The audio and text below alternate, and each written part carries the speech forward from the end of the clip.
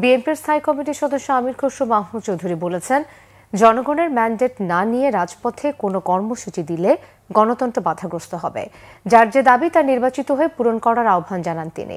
রাজধানীর উত্তরার দক্ষিণখানে বাংলাদেশ প্রতিবন্ধী কল্যাণ সমিতির 3 দিনব্যাপী শান্তি প্রশিক্ষণ প্রবক্তা কর্মসূচিতে অংশগ্রহণ শেষে সাংবাদিকদের তিনি কথা বলেন।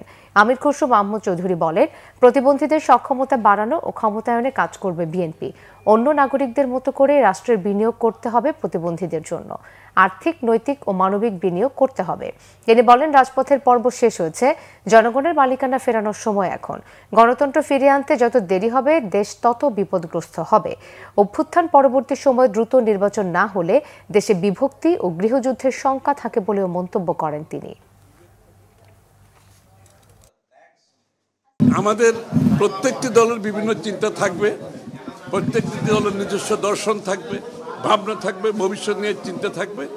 এটার একমাত্র পথ হচ্ছে জনগণের কাছে গিয়ে আগামী নির্বাচনে ম্যান্ডেট নিয়ে আপনারা যে যা চান সেটা করতে পারবেন।